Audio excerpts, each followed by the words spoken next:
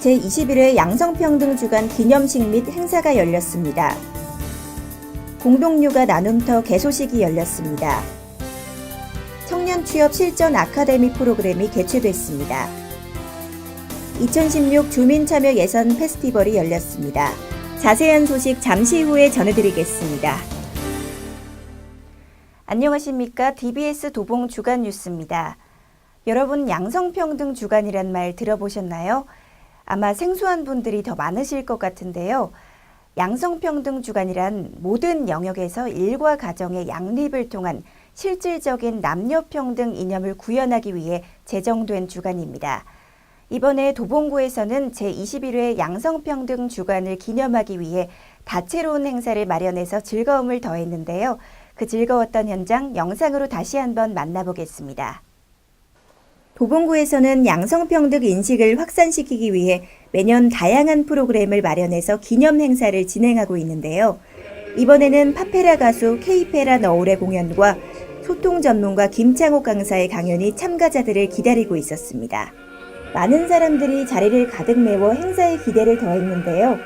케이페라 너울의 공연 중에는 모두가 즐거워하는 모습이었습니다. 뒤이어 양성평등상 시상도 이어졌습니다.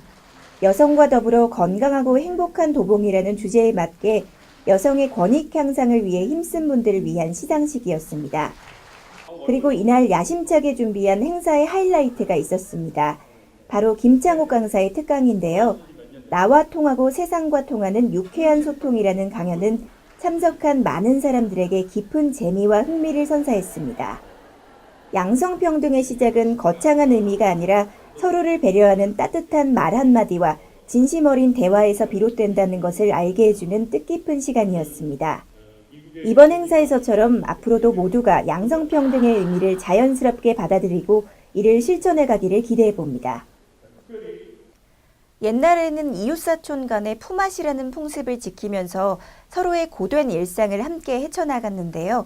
도봉구에서도 육아를 위한 품앗이 개념을 도입해서 그 첫걸음을 뗐습니다. 바로 공동육아 나눔터인데요. 지난 목요일 개소식을 가졌다고 합니다.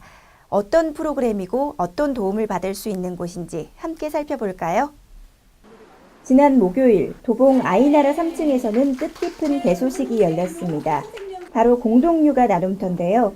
공동육아 나눔터란 이곳을 이용하는 부모들이 서로 육아에 대한 정보를 나누고 또 보태며 온 가족이 함께 어울리는 지역 네트워크 공간입니다.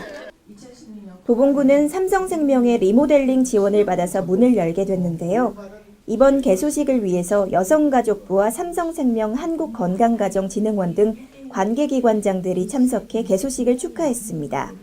공동육아 나눔터를 통해서 저출산 문제가 심각한 시대에 육아가 어렵고 힘들기만 한 것이 아니라 이웃과 함께 키우고 돌보는 즐겁고 신나는 과정이라는 것을 경험할 수 있기를 기대해 봅니다.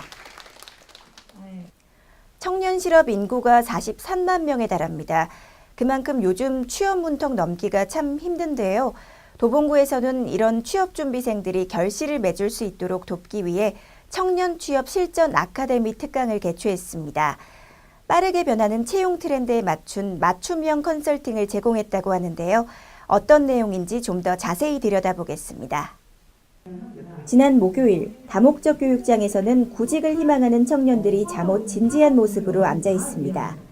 마치 면접을 앞둔 응시자들 같은 표정이었는데요. 도전하는 젊은이여 꿈을 잡아라 라는 주제에 걸맞게 이번 커리큘럼에 용기 있게 도전하는 청년들입니다.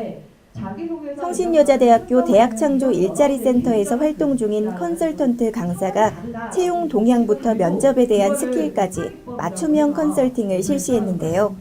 이번 청년 취업 실전 아카데미는 시시각각 변하는 기업의 채용 환경 변화에 철저히 대비했습니다. 제가 해외 취업에 대해서 좀 관심이 많고 동아리도 취업 전략 동아리를 좀 운영을 하고 있어요. 그래서 그런 정보들을 좀 얻고 싶어서 오늘 오게 됐는데 오늘 자기소개서와 이런 것들을 좀 들으면서 좀 더 자료 수집과 이런 것들을 좀 더 구체적으로 해야겠다는 생각과 여러 가지 아이들에게 좋은 얘기를 많이 해줄 수 있겠다라는 생각을 하게 됐습니다. 청년 실업이 심각한 요즘 취업 전쟁에서 고군분투하는 많은 청년들이 이번 교육을 통해 새로운 도약을 할 수 있기를 기대해 봅니다. 요즘 베란다 한켠을 텃밭으로 가꾸는 분들 많으시죠? 도봉구에서는 이런 도시농업에 관심 있는 분들, 그리고 약초에 관심 있는 구민들을 대상으로 쉽게 배우는 약초 이야기 교육을 실시했습니다. 산과 들에서 자라는 약초를 채취하는 방법부터 이를 활용하고 재배하는 방법까지 유용한 수업을 진행했다고 하는데요. 어떤 내용인지 좀 더 자세히 살펴보겠습니다. 지난해에 이어 올해도 도봉구에서는 쉽게 배우는 약초 이야기 강의가 열렸습니다. 평소 도시농업과 약초에 관심이 있었던 70명의 구민이 이날의 수업을 듣기 위해 한자리에 모였는데요. 주식회사 나노허브의 대표 정윤혜 씨가 강사로 초빙됐습니다. 혼동하기 쉬운 약초의 구별법과 종류별 채취 방법, 약초를 이용한 음식이나 화장품 같은 다양한 약초 활용법에 관한 내용이었는데요. 특히 산과 들에서 자라는 약초를 채취하는 것에 그치지 않고 재배하는 방법까지 알려주면서 약초 초보자들도 생활 속에서 쉽게 도시농업에 참여할 수 있는 방법을 제시했습니다. 누구나 쉽고 다양하게 참여할 수 있는 만큼 더 많은 사람들이 도시농업에 관심을 가지고 활발하게 참여하길 기대해 봅니다. 주민참여 예산 페스티벌 다녀오셨나요? 지난 토요일에 열렸죠? 이날은 많은 사람들이 토요일을 즐길 수 있기도 했지만 동시에 지난 3월부터 시작됐던 주민 제안 사업들 중 최종 사업이 선정되는 날이기도 했습니다. 이번에는 현장 모바일 투표까지 생겨서 참여가 더욱 수월했다고 하는데요. 성황리에 끝마친 이번 페스티벌 다시 한번 만나볼까요? 지난 토요일 구청 광장과 대강당에서는 축제 분위기로 떠들썩했습니다. 바로 주민참여 예산 페스티벌이 열리기 때문인데요. 주민이 즐기며 참여할 수 있도록 공연과 먹거리 등 다양한 즐길거리가 주민들을 반기고 있었습니다. 주민참여 예산제도는 우리가 5년째 시행하고 있는데요. 올해부터는 보다 많은 주민들이 참여하고 또 재미있게 참여할 수 있도록 하기 위해서 축제 형태로 진행해 오고 있습니다. 이날 구청 광장에는 동별 주민 제안 사업 홍보 부스가 마련돼 사업별 설명을 들어보며 주민들이 좀 더 쉽게 참여할 수 있도록 했습니다. 특히 주민참여 예산위원과 주민투표단뿐만 아니라 일반 주민들도 직접 투표에 참여할 수 있어 진정한 주민참여의 축제의 장을 마련했습니다. 작년에도 참여는 했었는데 올해는 모바일 투표가 생겨가지고 개개인 주민 직접 오지 않으셔도 개개인 의사를 표현할 수 있다는 게 참 좋은 것 같아요.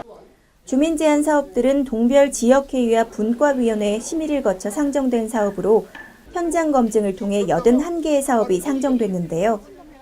참여예산위원 60명과 주민투표단 700명, 그리고 현장 주민까지 모바일 투표와 현장 투표로 사업을 최종 선정했습니다. 이번 주민 제안 사업은 2017년 참여예산에 편성될 계획인데요. 이동진 도봉구청장은 주민의 수기 과정을 거쳐 결정하는 자리인 만큼 다양한 분야의 많은 주민들이 참여해 줄 것을 당부하며 앞으로도 이 제도가 주민의 가장 가까운 곳까지 뿌리내릴 수 있도록 계속 노력하겠다고 밝혔습니다.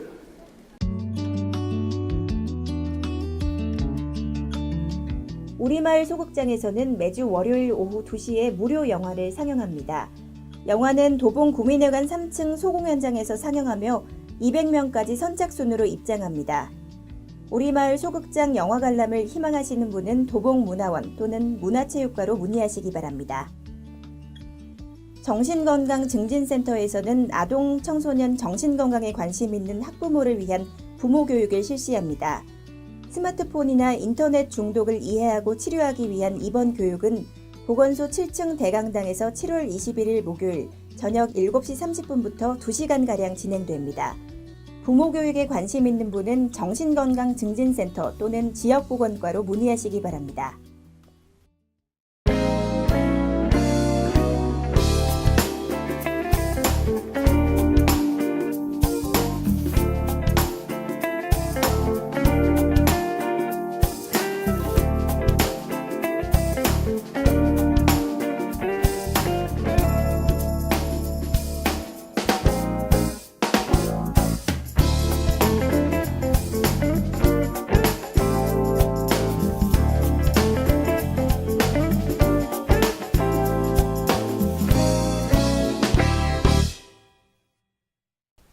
여름철에는 더운 날씨로 인해서 가장 조심해야 할 게 있다면 아마 음식이 아닐까 싶은데요.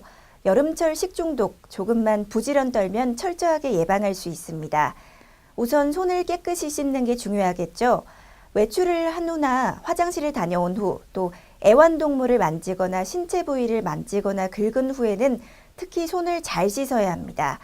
이때쯤은 익히지 않은 생선이나 조개 섭취 자제하시고요. 칼과 도마도 교차 오염을 막기 위해서 구분해서 사용해야 합니다. 또 음식은 가급적 실온에 보관하지 말고 냉장이나 냉동 보관하시고요. 실온 보관 가능한 즙이나 건강 음료도 여름에는 특히 직사광선을 피해서 보관하시는 것이 좋겠습니다. 그리고 저온에서도 살아남는 세균도 있다고 하니까요. 모든 음식은 가급적 먹을 만큼만 조리해서 요리한 즉시 먹는 것이 좋겠습니다. 식중독 예방 수칙 잘 지켜서 건강한 여름 나시기 바랍니다. 이상으로 DBS 도봉 주간 뉴스를 마치겠습니다. 고맙습니다.